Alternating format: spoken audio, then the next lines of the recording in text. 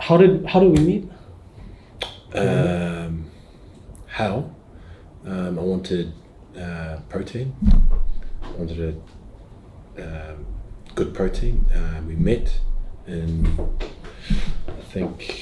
I think by email, and then I said I want to come out and visit you, so I came out and we met. That was in 2004. 14, I think it was it? Before the World Cup. Yeah, through a friend of a friend. So when I was in Sapporo, I had a guy that owned a gym, and Logan, yeah, so he had protein. And so his friend and my friend, they were talking, and he said, and I was looking at buying protein, he said, I'll give these guys a call. So gave the guys a call, sort of worked out, and then, that's how it worked out. So, like a connection, like this is all happened in Sapporo. Yeah. And I knew Logan since I was, 15. Yeah. So what happened was, I got I got an email from a friend that was up in Sapporo. He's a strength and conditioning coach. He has a gym up there. And he said, there's a young kid that, great young kid that wants protein. And if you could help him out, I'd be appreciative, right? So, I think we started supplying you products, and I didn't. You didn't have the name you do now. At that point, I think you were. No, I wasn't the captain or anything. I was just. It would have been 2013, so before I was captain. Right, and I didn't. I didn't know rugby, and we have a lot of. We support a lot of athletes just through that kind of thing, right? Mm-hmm. Just friend of a friend. That means he's a good guy.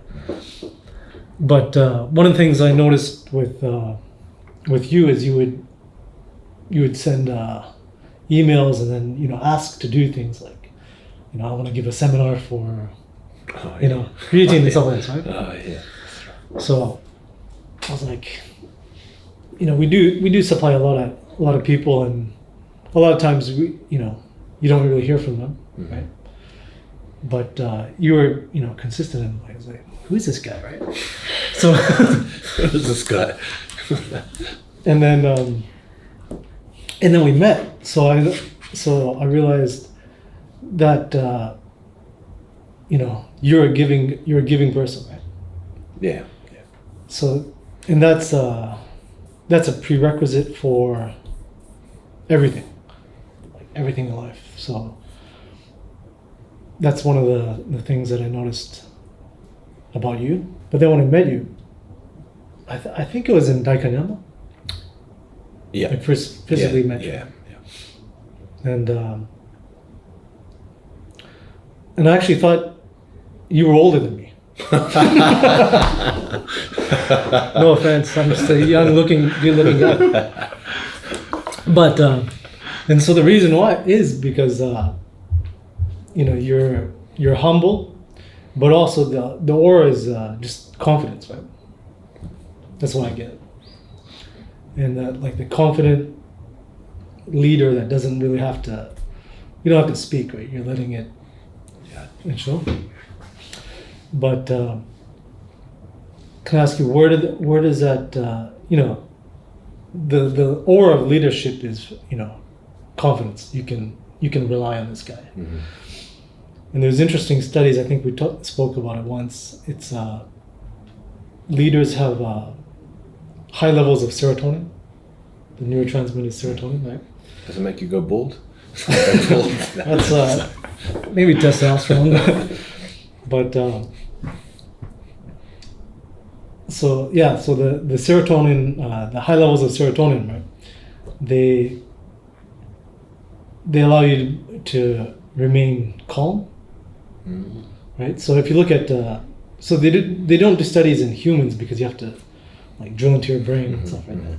But they did in the monkeys, and so they have the boss monkey is they've got the highest levels of serotonin, but when you remove them from that the boss It goes down. goes down. Sure. Yeah. And so the monkeys that don't have leadership qualities, or they have low levels of serotonin, they do kind of, they're kind of risky behavior.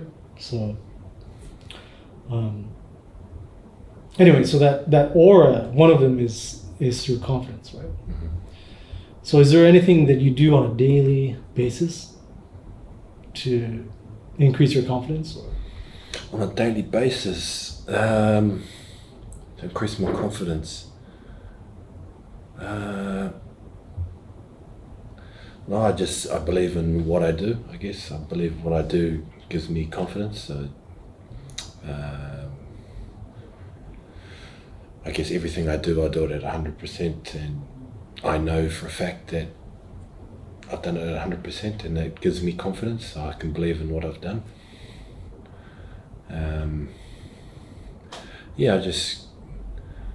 I guess the original mindset is to help people, to do good, treat others with respect, and I believe in that, and I guess that might rub off as confidence, I'm not sure, but that's how I operate. Yeah. There's no specific thing I do each day, but just the way I go about my day is, I guess, is what I believe in. There must have been points when you were in your rugby career that were really kind of confidence boosters, and you felt it and you noticed it. Yeah. So like I said before, I wasn't a very confident person, and I always thought to myself that I wasn't good enough. That was my mindset. So I wasn't good enough, so I trained more. Wasn't good enough, trained more. Wasn't good enough, trained more. And the guys that I looked up to, they were like the best in the world, and so I'd always try to reach them. And so the point where I gained confidence is when we so there's a league called Super Rugby, and I thought I'd never be able to play for in that league, let alone be a starting player at the Chiefs.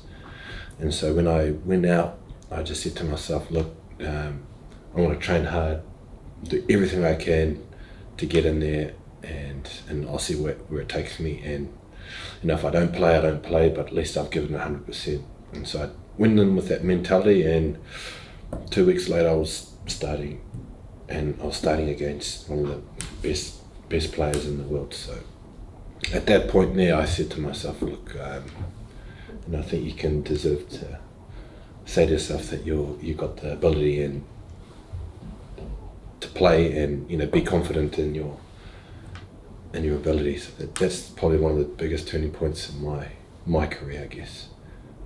That was in 2015. So you were always looking at these guys as one level above, and now you're competitive with them. Rubbing shoulders with them, and when you get to that point, it was quite scary, because once you're there and you're sort of rubbing shoulders with each other, you're like, where do I go next? And that's where you you get there, and then where to now? And then you just got to keep going, just keep getting better and better, and just find other people that you sort of respect and try to catch them, I guess.